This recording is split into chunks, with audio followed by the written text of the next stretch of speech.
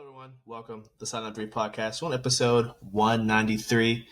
We have NFL Week 6 action to recap tonight. We got two Monday Night Football games going on as we record on this wonderful Monday night. And then also we got the NBA. We want to finish up the Eastern Conference. I think we got 4 or 5 more teams to talk about in the East, at the top of the East at least. So with that being said, guys, stay tuned.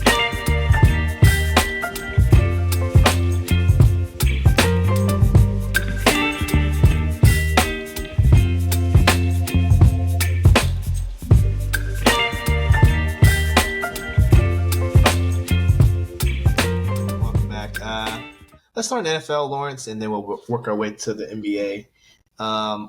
There's some NFL news, though. Former Bengals OC, now former Titans head coach, Brian Callahan, was fired today. I think they lose to the Raiders? He was fired today. You just told me something new. I didn't know he was going to get fired this season. He's definitely on the hot seat. What was crazy was on the Pat McAfee show, Shefty was on there, and they asked him were any coaches going to be fired imminently, and he was like, "I don't think so, but I wouldn't be surprised if something happens today or tomorrow." And then literally an hour later, he tweeted out that Brian Callahan was fired. So less than 2 years in Tennessee. Honestly, I don't think it's all his fault. I think the GM. Well, I think the GM has been gone, but I mean they haven't been drafting well and putting the team together well. So I don't think it's totally his fault. But then again, I don't think he was a good head coach material anyway. I don't know if he knew a lot of the NFL rules. I think I honestly believe that he was probably about to get fired when I forgot what game it was, where he kind of clearly came out not knowing what the rules were when he threatened to challenge something that wasn't challengeable. I think maybe it was one or two, 1.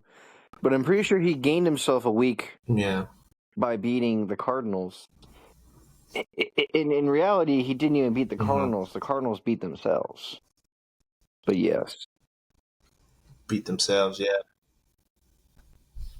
yeah. So it'll be interesting to see who they try to hire to fill that gap. My only takeaway is he's probably going back to Cincinnati in some capacity, probably to consult, if I had to guess. But that probably won't last long, too, because I think Zach's going to get the boot by the end of the season as well. So we'll see where he ends up. I guess let's start on Thursday's game. Eagles, mollywop by the Giants. Jackson Dart had a hell of a game. A little controversy in that game when I think the NFL is now investigating how that concussion protocol thing happened.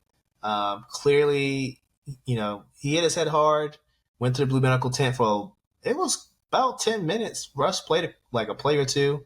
Dayball's poking his head in. They keep kind of kick him out. The crowd's cheering on for Dart. And then he eventually comes out. But apparently they didn't do that 100% the correct way. So, I guess there's some investigation on that. But Eagles offense still doesn't look good. Still looks predictable, at least to me. Any takeaways? I think they tried to throw the ball to Dallas Goedert way too many times. I think they're missing the mark. I actually think it's more on Hurts is missing the mark. I mean, his wide receivers are complaining they want the ball more and they want to be more active, so their stats can look good. So that with their season, that's also looking good. That their stats are also looking good. I think the big drawback and issue is the fact that they don't have a reliable quarterback to distribute the ball. I'm not trying to say that he's a bum, but I'm just also saying that he's just not that good. When his running game is not working at full capacity, and I wouldn't even say forced, but he's just trying to overforce the ball out because his guys want the ball. In reality, the only person he's ever finding on the field is Dallas Goedert, because I don't know if it's because he's a tall man just sitting in wide open in the middle of the field, but he's not hitting his outside the numbers throws to AJ Brown unless they're comeback cut routes. And really, Dallas Goddard just beating up teams on just straight line go routes or slant routes over the middle. I mean, there's nothing awesome about Jalen Hurts' throws.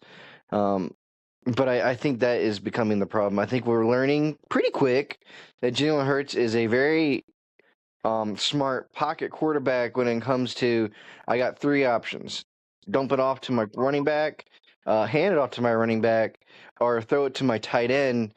Or sorry, the fourth option: scramble. Um, and honestly, they put it on national TV of why the tush push sucks. I mean, they ran four straight tush pushes and thought that the common folk would think that that's cool, or wouldn't be criticizing that after the game. I mean, it was very clear as day that I think after the third one, I thought there should have been a flag thrown because they kept showing that every single replay they showed, I'm pretty sure that I think three of those four tush pushes were false starts. So it just goes to prove that there are false starts every time they run the play. And then they try to argue that there weren't false starts and that you could clearly see that you put in real time that the guy didn't move first or it was almost simultaneous. And then they had it on the Pat McAfee show. Those boys made it look pretty obvious that the guy moved first. They played it just slower than real time. And, going frame by frame, you can see the guy move. Put it in real time, you can see the guy move before the center is even moving the ball. It's just sad. It should be easy Yeah, I flag to definitely can see throw. It that. should be like, especially after like the third one, they should be wanting to throw the flag on the tush push. Like, run a different play. That really should be the number one thing said by the refs. Run a different play. Yeah, they definitely do a better job just refereeing that play in general. So I understand all the controversies coming from that. Giants, 2 wins. Jackson Dart's been up and down. We'll see if he can continue with his good level of play. All right, Sunday we had the morning game. Honestly, quite terrible. Broncos Jets. I think the Jets had like what No, net 10 yards 10 or yards something like that passing. passing. I think this does fall on Justin Fields holding on to the ball extremely too long. He knows his offensive line is one of the worst, if not the worst. Apparently, Garrett Wilson was open quite a few times. If you go back and watch the film, I haven't, but I'm just hearing from the pundits and people on Twitter. So a little concerning there because Fields has been playing well the past couple of weeks. So maybe he was just seeing ghosts from the Broncos pass rush. They had like 9 sacks, I think, didn't they? They almost had double Yeah, digit sacks in this game. They were. I mean, everyone yeah. was I eating. mean, I also just think that I don't know who the offensive coordinator is. I don't. But if I was Aaron Glenn, I would probably be firing him. If you know that your offensive line Yep. can't protect for more than 3 seconds, there are multiple times in that game where Fields literally takes a 3-step drop, and after his third step, he's literally being mauled. We need to the Jets need to run plays that involve throwing the ball in 3 steps. If my quarterback cannot finish a 3-step drop, then my ball needs to be leaving his hands before the third step, during the third step, at the third step. There needs to be routes coming backwards into the quarterback, in the middle of the field or somewhere, instead of having these long routes that take they take too long to develop, and it doesn't even matter if the guy's running a good route. It doesn't even matter if Wilson is wide open. It does not matter if he's wide open. Quarterback can't even can't even go 3 steps. If Wilson really wants to get the ball, run a slant route over the middle because that's legitimately the only way you're going to get the ball. Yeah, and I think Wilson is might be out a couple of weeks. He hyperextended his knee. Now, whether that's actually the case or he might be a trade candidate, who knows? I think it might be the latter. But regardless, if I was him, I'd be pissed. If I was Brees Hall, I'd be pissed. A lot of the talent on the team, high draft talent, like I would be pissed. And they kind of, I mean, honestly, being failed by the GM and the offensive coordinator. And to a degree, Aaron Glenn, because he's the guy that picked the offensive Yeah, coordinator. but So also on that's Wilson's front, he was getting very irate right before the second half, going into halftime, because I'm pretty sure yeah, they had about a minute at and halftime, yeah. 12, and they failed to gain more than 10 yards in a minute and 12, and almost failed so miserably that they gave the Broncos the ball back before halftime.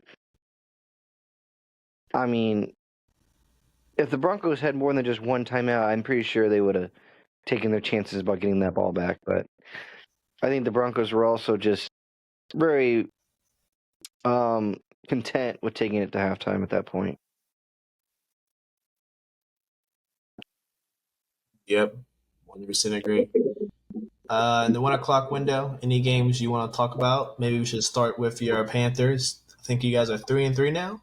Beat up on them boys, them Cowboys. They weren't buckled up and ready to go, Rico as Dowdle. the wise man Rico, as he said. I mean, the biggest takeaway from this game is the fact that as good as the Cowboys offensively are, they are just atrocious defensively. Now, mind you, if this game was played in Dallas, I think we lose. But the fact that we're 3-0 at home, you know, first things first, when you're trying to, change your franchise and develop and build a culture, you got to defend your home turf. You got to win at home. At least we're doing one thing right in terms of like a reculturing, rebuilding. We're winning at home. We're winning the big games at home. We're 3-3. The chance of becoming 4-3 by playing the Jets next week. But I mean, absolute, I don't know, absolute beatdown. I mean, I wish the Panthers could have gotten a turnover, and made that department look a little bit nicer. Um, you know, Bryce Young did have that turnover. Um, was it his fault? Not really. It was off Tedero McMillan. Tedero McMillan got 2 touchdowns. Hell yeah, about time. I did have a parlay that lost because Bryce Young didn't get me 1 more yard. I needed him to get 200 plus passing.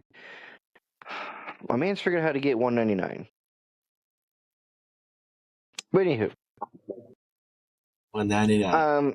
I don't know. It's nice to watch Bryce Young get into a rhythm with the 4 minutes left. Honestly, I thought this was like a come out game for the Panthers. I think they have people in their division scared. I think they got the Falcons playing good NFL football on Monday Night Football right now because of my comments last week. Like, did you think about anybody? The Falcons lost the bye week last week. Everyone in the division won, They and did. they couldn't play, so they literally lost the game on everybody. And now you got a mangled Bills team in there that pretty much is missing half its defense, and hasn't looked prolific. But other than the Jets game, I think the Falcons, they're being forced to play tonight right now, like as they get this sack. But then I think you look at the NFC, South in another shell. The Saints didn't look that horrible against the Patriots. And then I think that helps add to the legitimacy of the Patriots. We can't just say, oh, they won a fluke game against the Bills because they were at home, all this and that. No, they beat the Bills straight up, fair and square. Then they got scared a little bit against the Saints, and as good teams do, they found a way to overcome and achieve a win. I guess this goes a little past what we were talking about before, but I think the Patriots are most definitely sitting pretty for a division, for a playoff spot at this current moment, and I think it almost all comes down to coaching. They are just being coached to the highest degree. And it really shows because if you look at the talent on the team, it's not a huge change from the talent that was on the team last year. So you can't say, oh man, they just drafted a crap ton of talent. They got in a bunch of guys. They didn't bring in a bunch of guys, and they didn't get an absurd amount of talent drafting. It's just straight same rosters last year, a little bit different, a little bit less. I would maybe toxicity, but the team is what it was last year, and they're far beyond last year. Yeah, if you look at the, I saw the graphic on the screen. If you look at the just some of the offensive categories, they were like near the bottom in a lot of them, and now this year they're like at least in the middle of the pack. So Fabral's definitely made a big change, a big impact on the team. And you're right, the Saints did give them a run for their money. Chargers Dolphins, that was a good game. I don't know if you had that on, but Chargers pulled away last minute with that last second field goal. Tua made some interesting comments after the game, kind of dry snitching on his teammates. That can't be good. I know Mike McDaniels came out today and tried to I guess, like eat his comments to say, oh yeah, he didn't really mean that, and that was in the right place for him to say that and stuff like that. So I know Callahan got fired, but Mike McDaniels will be right behind him. I think he probably has one or two more weeks. You're probably right. I mean, I kind of thought Mike McDaniels would be gone after the Chargers game. I don't know how he. Mhm. Honestly, I don't know how they lost the game. I get they have their injuries too, and they got problems going on. Chargers have no O line, like zero O line. Um, the Chargers, at what certain points in the game, were literally begging them to just take it, end it. We're pitiful, and they didn't do they didn't do what they needed to do. And if you don't do what you need to do, well, then NFL teams will find a way to win games, and that's what the Chargers ended up doing.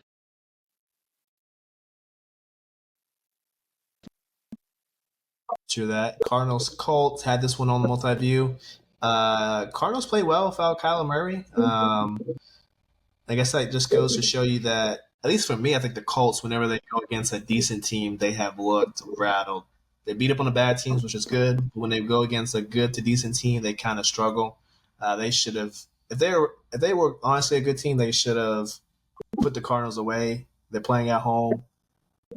Cardinals are kind of neck and neck all game with them. So I still have questions marks about the Colts, but still a good win. I didn't really watch that one, but Yeah. I don't believe that the Cardinals should be given as much gruff as maybe they have earned. I mean, if Connor was in there being the running back, they don't lose that game against Tennessee, and we're just talking completely differently about this team. It's just that Yep. they've proven that they don't know how to close out a game, which honestly, that's just got to come down to coaching. Like the coaches ain't doing what he's needing to do to get his guys to close out a game at the very end. They're making these nonchalant little baby mistakes that they shouldn't be making, but they are. And honestly, that just, I don't know if that goes back to being young, dumb, and, I guess that song, young, dumb, and bro, but if that's how they want to play and that's how they want to be thought of as, I think that's the Cardinals' motto this year. They're just young, dumb, and broke. And the Colts, they're just playing team football. And honestly, I bet you it has something to do with the fact that they have a new owner, and that she actually cares about the sport. I don't think she cares. She cares about where her money Yep. is. She's got to make sure her investment is all right. And she's came out and said that, the only reason she's doing all this stuff is so that when she has to go in the hiring process, she knows who she's hiring. Hey, you got to be thinking, if you're a Colts player, this is probably the best way to get some change I've ever had. If I do everything I'm supposed to, this woman's gonna pay me. Because first off, she doesn't even know what she's looking at. The only thing she knows what she's looking at is a finished product. Because every time she's out there, it looks like there's a finished product. And she knows that these guys just constantly go out there and give her finished products. She'll pay for that. Seems like it. Shout out to her for actually, trying to learn the ins and outs. I respect that hell of a lot. Brown Steelers, Dylan didn't look as well as they did last week. I think the Browns honestly had a chance. If they just get some better quarterback play, they have a chance. But their wideouts are dropping passes like it's nothing. I think 10% of the passes that are thrown in Cleveland are dropped. That is not good. They dropped so many passes on Sunday, it was ridiculous. A lot of first downs, a lot of just easy catches just dropped. So I don't know what's going on there. Everyone Because has none of them have butterfingers. experience. They have better. Yeah, they just had like slightly better receivers and quarterback play. I think they would have beat the Steelers. I'm not sold on the Steelers still. No, the Steelers are completely getting by off beating crap teams right now. They have not played anybody worth a damn. In the few games that they have played of anyone that's worth a damn, they've mustered a way of winning somehow. I mean, the Patriots game, they did not deserve to beat the Patriots. Patriots were beating that ass. Patriots decided we're going to turn the ball over 5 freaking times. Well, you're never going to win a game when you turn the ball over 5 freaking times. So you might as well just shoot yourself in the foot or the brain. Regardless, game's over for you. The Jets game, week 1. Okay, we've now learned that one of their craziest wins, it took a lot out of them to get this win, is against an 0-6 team. Okay. Yep. And then I think they had the loss against the Seahawks. The That's true. Seahawks made them look bad, like real bad. And then I just Yep. don't know the rest of their season like that. But to be fair, I don't think they've played anyone to this point. Okay, so we go back and look at it. They beat up the Vikings in Dublin, but they didn't even In beat them Dublin, up. yeah, The that's so whole good. second half was crap. They didn't put anything out there that was worth anything, and that's the only other win or other game because they have a bye week. So they beat the 0-6 Jets. I guess that was so hard. Score looks like it. They lost to the Seahawks, made them look out like bums. Got lucky the Patriots don't know how to take care of the ball in one game. Pretty much their only game they've done that all season, too. So a fluke game for the Patriots. And then you beat up the Vikings, who, mind you, have a good blitz, all this and that. But you got Carson Wentz. Like, oh, man, you went out there and you beat up Carson Wentz. I hope it makes you feel like a man. And then you get the Browns at home, who are struggling. Their backup quarterback, he don't look like pure cheeks, but he's made to look like even more cheeks than he is because his guys can't catch the damn ball. And I think at the beginning of the season, it said that all the wide receivers on the roster didn't even equal up to the amount of catches that Jerry Jeudy had in his career. So you're telling me there's only one guy that can catch the ball outside of Jeudy and Njoku. But Njoku, he's not going to burn anybody. He's not going to beat anything like that. He's a bulldoze kind of guy. Like, he's just going to bully his way down the field. I mean, he's just going to catch a bunch of balls and get himself down there.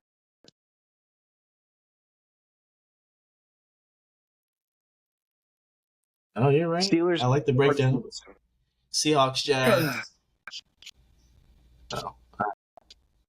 Uh, Seahawks, Jags. It was a boring first quarter. It kind of picked up in the middle, and then the end. I guess the Jags kind of try to make the game interesting, but a lot of drops in this one too. Brian Thomas dropped a lot of passes. He's been having butterfingers as well. So I mean, he's kind of costing Trevor Lawrence some opportunities there. But I think the Jags came back to earth. I think the Seahawks are legit as long as Sam Darnold keeps playing like lights out. Like, he's playing phenomenal. I don't think the Vikings stint was a fluke. At least 6 games into this season, I don't think it was a fluke at all. I mean, I would agree with you. I mean, there was moments in Sam Darnold's career with Carolina that made you think to yourself, I mean, this guy's not half bad if you could just put it together. And I think that's just been kind of his whole career. Mm-hmm. Yeah, I mean, he's not that bad if he just puts it together. But then you're constantly asking him, year after year to fully put it together, which I think he has now. I think he feels grounded and safe. He's got a quarterback-friendly coordinator. I mean, he's got weapons. And not even like your, flamboyant hot shot like weapons. It's JSN. But he's doing everything he needs to do. It's a bad man. Jason's a But I bad think this was man. I wouldn't say a due loss for the Jags, but you just got one over on the Chiefs. Uh, there's some of that Mhm. probably. We'll just say that lethargicness from the game before, rollover kind of thing.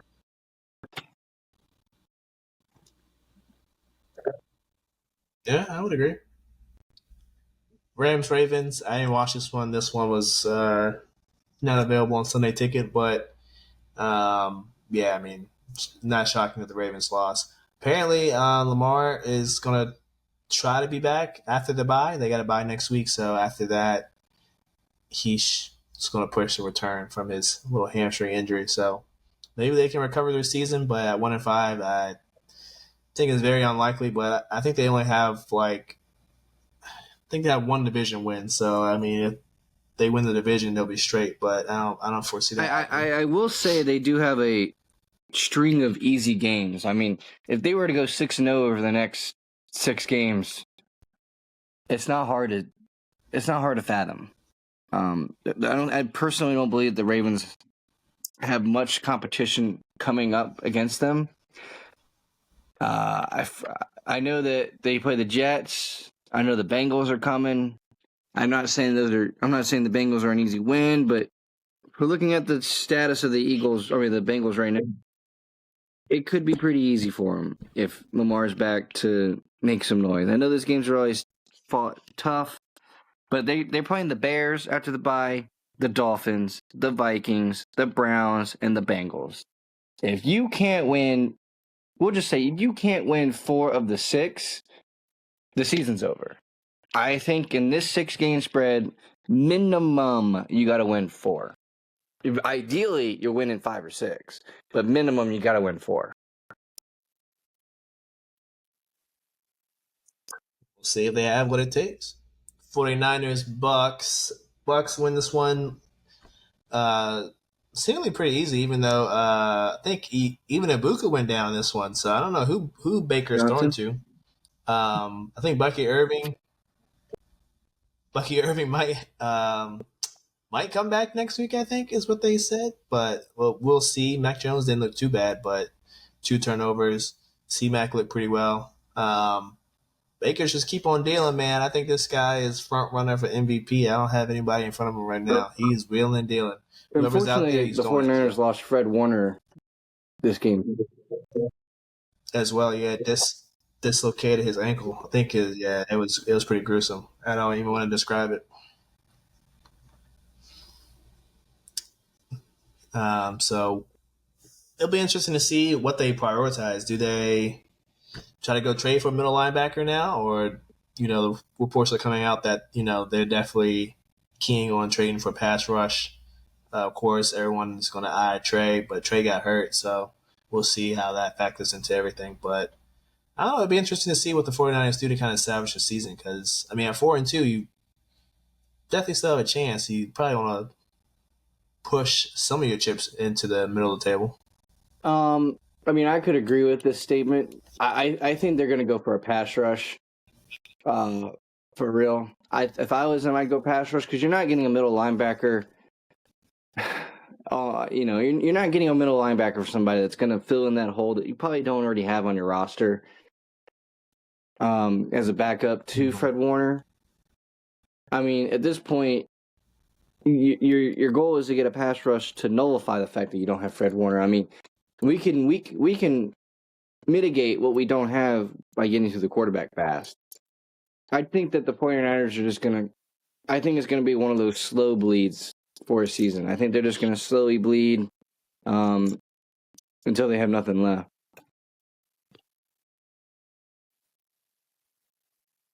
I'm right there with you. Bengals, Packers. Told you the Bengals will cover.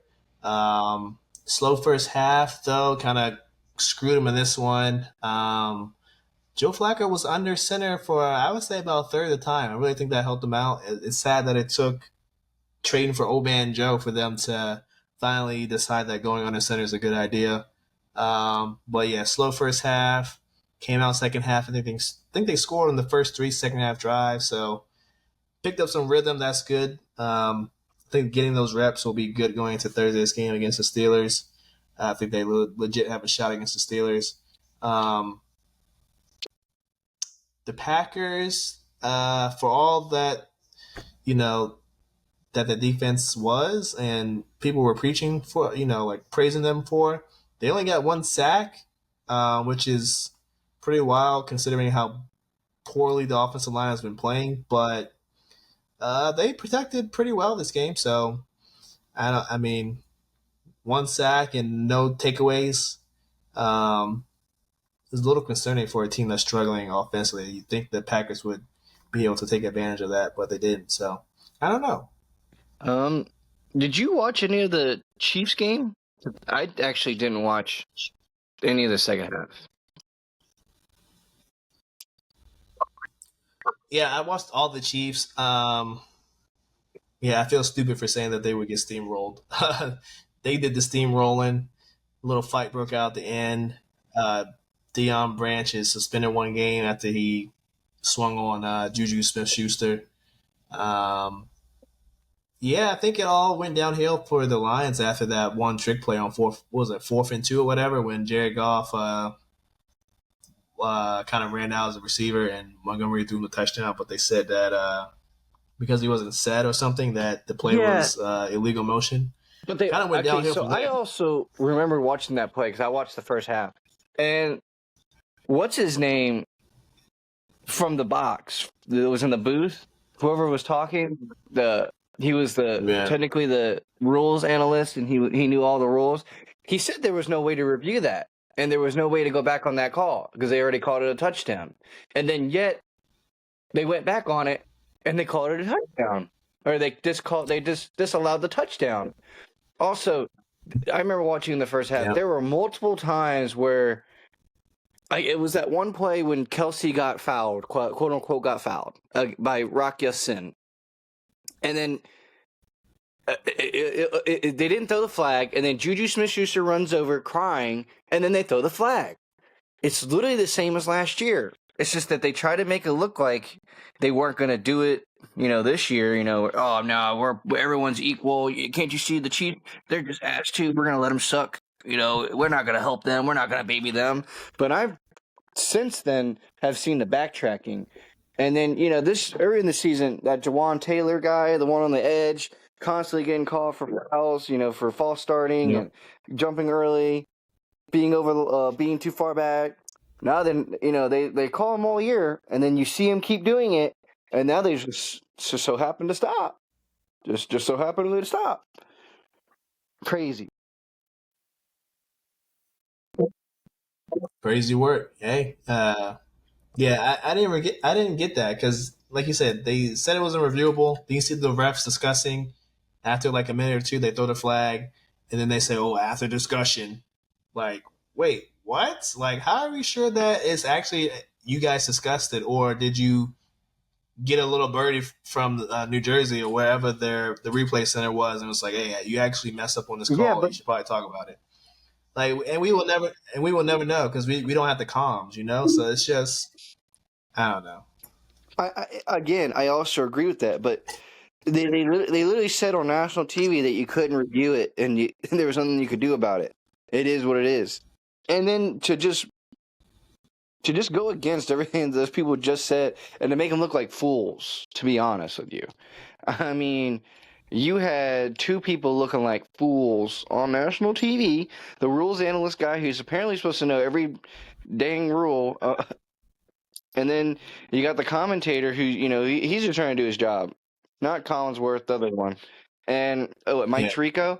And then Mike Reed just be forced to look like yeah, an Mike. idiot because, he said, oh, they can't review it.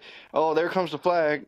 And then Mike Tirico was also with me on the fact that he didn't believe that was a interference on Kelsey with Rock Ya-Sin in the first half, which arguably got him down to score that first touchdown or second touchdown. So Yeah, it's the Chiefs. Questionable things are going to happen, even if they aren't the current Super Bowl champions. It's just insane. they got to get their viewership up. I think that's all that is. We already know where the NFL loyalty lies. That's it for the NFL Week 6 recap. Let's head over to the NBA. Let's start with the Bucks. We talked about the Bucks briefly last week. Giannis is basically treating this season as a trial run. Can they have they put enough around them to contend for a title? The East is weak this year, very wide open. Can he do it himself? We shall see. What is your feeling on the Bucks this year, Lawrence? Do you think they have enough to be Be competitive in the competitive, yeah. I East? feel like they can beat some of the middle. I think they're going to be top five, top four probably still. With the roster they got, I mean, didn't they just sign Ikwanu's brother too to make him happy, Alex onto the Himpo? So Yeah, they got I all three of mean, them. let's face it, they're doing everything correctly in order to keep their big star there. And honestly, I'm not saying that like you're supposed to be loyal to a fan or to a I know an organization or anything, but maybe loyalty to a fan base who probably loves you more than anything and probably loves you more than anywhere you'll go. But the fact that like the entire ownership is also trying to be like your fangirl and like we'll give you whatever you want. All those other ones, they were mistakes. We've been trying, and it is true too. They've been trying um, to get him things. They've been trying their hardest, to make him happy. Things just haven't worked out. I mean, Chris Middleton aged like milk. Couldn't predict that one coming. Um, well, let's sign your brothers and stuff. I mean, what more could he want? He gets to play with his family.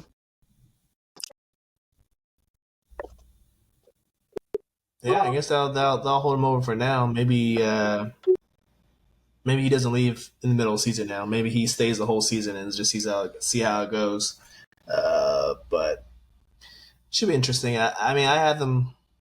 I don't know about top five. I think they're top six where everything goes well. Um, with the X factor being Kyle Kuzma. Can Kyle Kuzma kind of resurrect himself in here? Can he give you what he did in Washington and not what he did last year in Milwaukee, which was kind of piss poor? So that's what I'll be looking for. Um, Up next, the Pacers. One team that I can definitively say won't be in the top four. No Tyrese. They lost Miles Turner. Um, Definitely a down year for them. They traded for their pick back this year, so they are. I don't think they're going to full on embrace the tank, but if they so happen to be near the bottom, I don't think they will be too concerned about that. But the way they play, the type of players they have, I wouldn't be surprised if they still do make the playoffs, but probably towards the bottom, like a play-in team.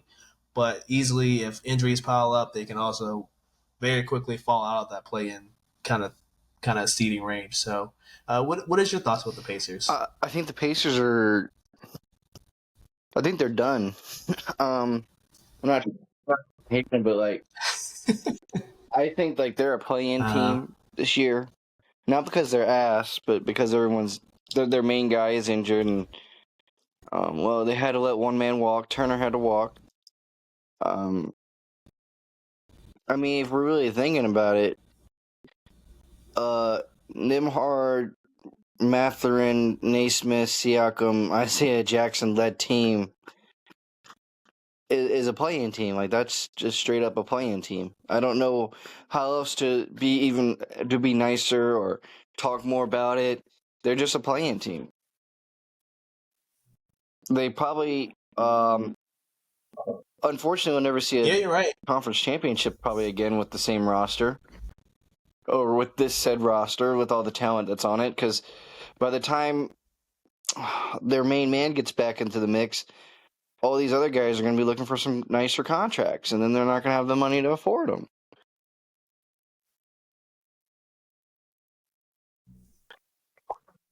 Yeah, I think this year, watch out for Ben Mathurin. I think he'll be a candidate for most improved. I think he'll take all those, Tyrese shots. Um, he'll probably take everybody's shots. To be honest, like this guy is probably coming out, prove himself. He's been kind of that 6-7 man for the past year, but he's shown flashes like I fully expect him to average at least probably 20, at least 20, but I wouldn't be surprised if he averages like 22, 23. He will have the full green light in this offense because I don't think anyone outside of him can really score besides, I mean, Siakam and Nimhard in bunches. But Nimhard is not really a scorer, really. He's more of a defensive kind of facilitator guy.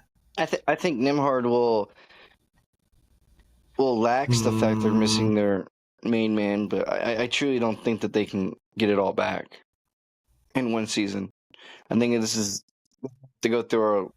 yeah. They're in the same boat as the Celtics. There's a process that they're going to have to take in order to field a competent um, team.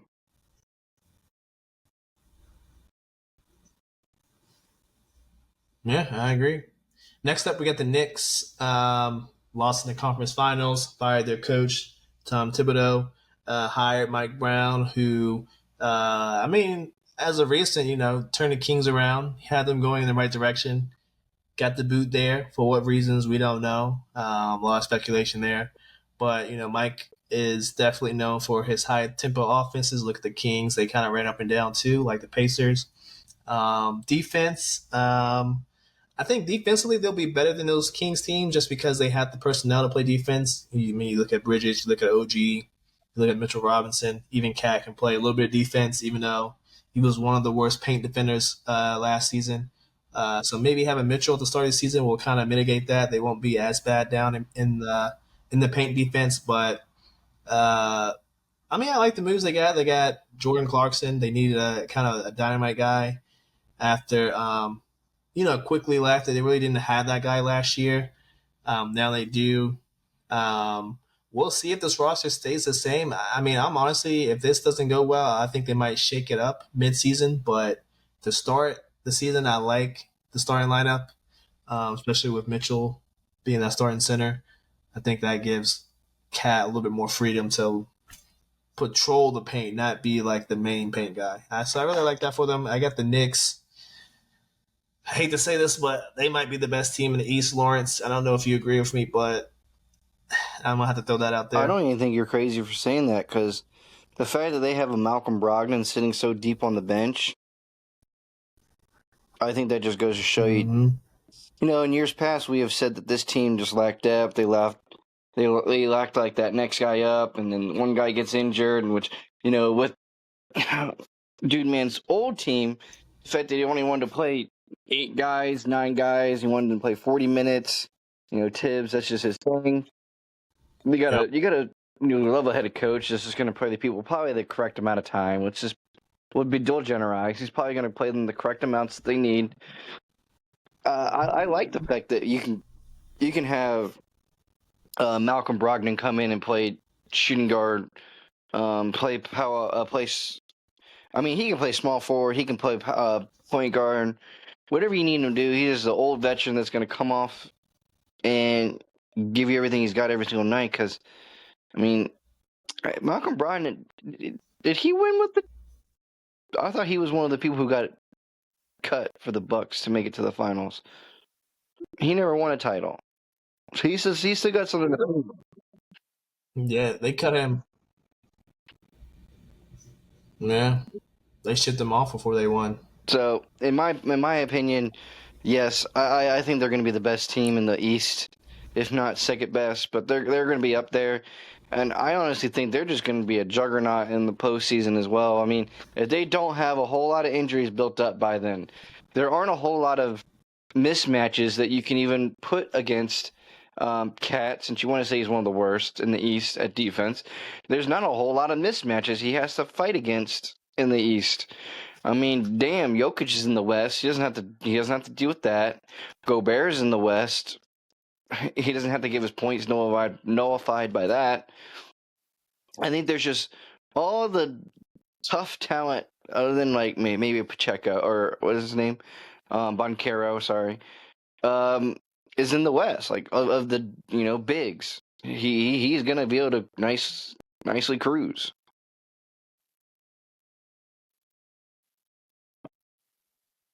Yeah, 100%. That's what Cat needs. He needs to, kind of relax when it comes to the defensive end. Next up, we got the Celtics. Definitely a play-in team. They are still. I mean, going into the season, they were sellers, but I expect them to be even bigger sellers. I think they still are in the luxury tax, so they need to get under that. I don't think the new owners want to don't want to foot a tax bill for a non-contending team, and I don't blame them. I wouldn't want to either if that was the case. But I mean, I like the team. I'm trying not to be a hater here. I like the team.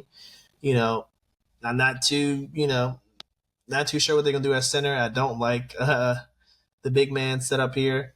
But I mean, everywhere else, I feel like they have enough to be competitive in a really bad East. And people are expecting a breakout year from Jalen Brown. I mean, I'm not expecting that. Lawrence, per se, I feel like if anything, really, I think Anthony Simons might pop, and they'll make the difficult. They'll have to make a difficult decision, like, do we keep Simons or do we ship him off? Because I think Simons will really flourish in the Boston system, like chucking up threes at a high clip and distributing the ball to other people who's going to chuck up threes as well.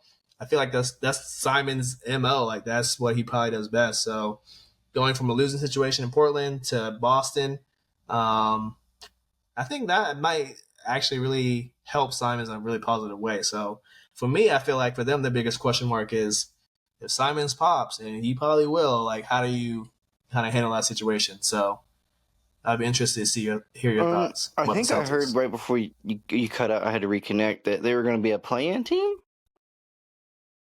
Or play. I don't think they. Yeah, I don't playing. even think they're that low. I think they. I think they comfortably fifth or sixth seed, fourth seed make the playoffs. I don't think there's. I don't think there's going to be Wow. that. I personally don't believe that there's going to be like a huge drop off. I mean, we everyone always makes the jokes that Tatum isn't like all that, right? Oh yeah, Tatum's just a little hype boy, and you know Yeah. that. Honestly, this is like the season to low key prove that. Not that his teammates want to prove that, but you know they want to win, they want to make the playoffs, and I feel like putting their best efforts, game in, game out, like they will do because they're the Celtics. It's gonna make Tatum look like, oh, you know, we can win without Tatum, and we don't need to have Tatum. Maybe Tatum's not the end all be all, you know, and we're gonna act like that they don't have Jalen Brown. Like we're just gonna walk around here like they don't have Jalen Brown. Jalen Brown can easily take over a game and win games himself. Now, I think their main issue is going to be they kind of lack depth at the big. Sam Hauser starting game in, game Yep. out every for the team. You know, great hustle guy. Maybe he'll make it work because he's a good hustle guy. But um, the ins and outs, and pure scorer. You know, he can shoot a good three and play D. That's about it. But then you got Chris Bosher behind him, or Busher behind him, or whatever. How do you ever want to say his name? I've heard it so many different ways. He's a bona fide decent backup. He'll do fine. And then Luca Garza over there in the third string. I think this is a perfect opportunity for Luca Garza to finally prove what he can do in the NBA. I mean, the man's big as heck. You know he can play the role. We've seen him have minor, tiny breakout games in the 6 minutes he's allowed to play with the Timberwolves. But like he only got to play like 6 freaking minutes. So like, what truly do we know? We don't. But we will this season. And honestly, we haven't even gotten to I haven't even gotten to the fact that you were just talking about guys that can just chuck up threes. You got Derek White, you got Peyton Pritchard. They got plenty of guys that can just chuck up threes. And they got that Shulga guy. That little bastard. From That VCU, little our bastard. arch nemesis, Yeah, I right? think they'll be fine. Yeah. I don't think they're gonna. I don't think they're gonna be dominant. I All right. think a lot of games that they were dominant last year are nice, close little battles. But I feel like they win those close battles just based on. I wouldn't want to just say knowledge, but been there, done that. Experience. They're gonna be beating the booty cheeks teams of the East Mm. in close games instead of blowout games this season, just because they have the experience to gut wins out. Whereas some of these other teams they're going to be playing, they don't have the experience of gutting out wins. They're just happy to be there sometimes. Mm, yeah, no, you're definitely right. Last but not least, who do we have? Who do we have? We get the Cavs. Now the Cavs, not too sure I like. I mean, the team is good. I think honestly there needs to be some reshuffling. They kind of did that with getting DeAndre Hunter. They got Lonzo in the off season. Um, they did a little reshuffling. I mean, honestly, I still think the idea of the Twin Towers needs to be broken up. I'm still very much in that camp. I don't. I think if you really want Evan Mobley to be who they project him to be, which I think on some of the lists this year, Evan Mobley was better than Bam, which is insane. I don't think that's true at all. But hey, to each their own. If you really want him to be that guy, I think you gotta get rid of Jarrett Allen so that Mobley can kind of flourish in the paint, hold it down like he's supposed to, and then that'll kind of free up the court for everybody else. But hey, what do I know?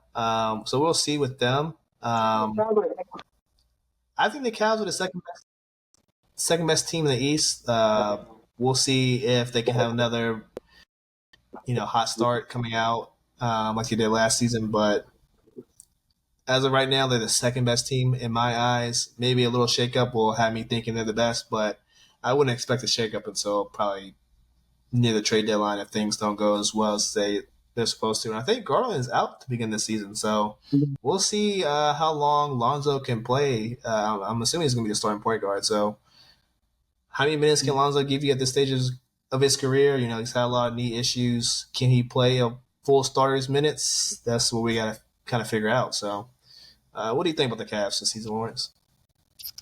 I think the same thing we've said season in and season out about them. I think they're just the same team as they were last year, and it's just like year after year they don't change anything. And then we're supposed to. I don't want to be a dick, but say like we're supposed to gear up and get excited, over this Cavs team, but it's the same team as last year. They seem to always. I think it's just the mismatch in the regular season. They always dominate the regular season because there's no two bigs on another given team that can nullify and stop them game in, game out. They can take turns, battering one team to the next because and the one didn't get as tired last night as the other because one had to go against the other one big, whereas now they want to go against this big. It just game to game. But then when it comes to the playoffs, they always have the inability to put up massive amount of points and get burnt. And then also just not be healthy enough by the end of the season because we asked Donovan Mitchell to play God mode half the season because he's low key bailing these guys out majority parts of the season. So I mean, if you want, in my opinion, the best thing the Bills or the best thing the Cavs could do is I think they gotta throw a nuke to it. I'm not even saying that like they gotta blow everything up and like completely change the team. No. Maybe Allen goes and then we keep Mobley. Maybe Mobley goes and we get a package. And I think you can get rid of uh Mobley, get yourself a diamondite package, like just the greatest package you've ever seen, because this is better than Bam. Throw in whoever wants to take him too at the same time. One of those backup bums that like Larry Nance. You're gonna get two big men that are super good. And then if that doesn't work out, get rid of Garland. I mean, do you need Garland and Mitchell? And Lonzo, you don't. You just don't. You don't. It's just this. It's just three of the same. I'm not saying Lonzo's the same as them, but Garland and Mitchell are almost the same. You don't need two of them. You saw how it worked in Portland for all those years with McCollum and Lillard. Are either one of them still there? No. Did they ever win a title? No. At best, they went to the conference final one time. I think they held their own, but still, that was Dame time going crazy.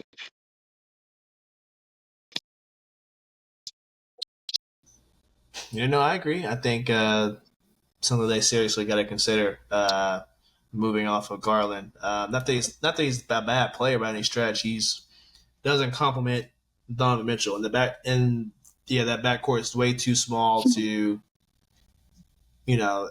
defensive wise, and they just like you said, it's like redundant specialists. Like they both can shoot, they both can pass, they both can facilitate, they both can drive to the basket. It's just redundant skill sets. I think they need to diversify their just their players in general. They honestly have a big problem in a couple of like players like that. So I don't know. I'm not gonna lie to We'll you. see how I'm it goes for watching the them. Bills and Falcons game Uh, as we record this, and the Falcons just ran a whole play that probably took over 4 seconds, and only 1 second went off the clock.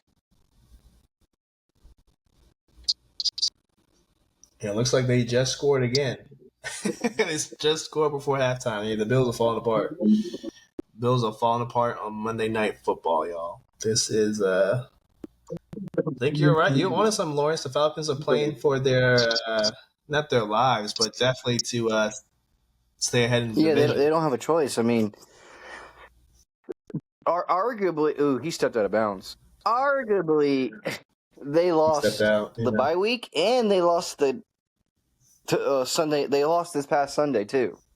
The Carolina and the Buccaneers both got an extra win on them, and they can't even do anything about it until today on Monday Night Football.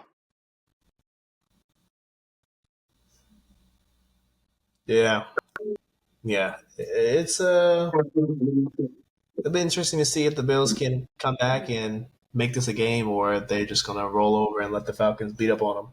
So we shall see. Anything else before we head on out? UFC Fight Night was in Brazil. Oliveira won in convincing fashion. I like that fight. Um, WWE Crown Jewel was this weekend. I don't know if you watched it, Lawrence, but what a fantastic match. I got to say this before we go. Fantastic match by Cena and AJ Styles. If you haven't seen it, guys, go back and watch it. So many, uh, throwbacks and paid homage to so many of the, some of the greats in WWE with, going back in both of them, Cena and AJ Styles doing a lot of the guys' finishers. So it was honestly probably the best match I've seen all year. It was fantastic. It was a really good match. Overall, the PLE was okay, but the match was just one of the best I've ever seen. Didn't watch it, but I'll believe you. I did watch some of the Cena AJ Styles recap of them just using finishes over and over on each other from different fighters. Cena doing that thing where he's just using every Yeah, finisher used on him in his career, I guess, at this point. yeah, Caleb Williams' anytime touchdown was yeah. a It was a was rock. it was magic on Saturday morning. Hate that I had to get up early at 8 a.m. to watch it, but what can you do? What can you do? Other than that, guys, we're gonna head on out. We'll see you later this week. Sideline Brief Podcast episode 193. Thank you, guys, and we will see you later this week. Peace.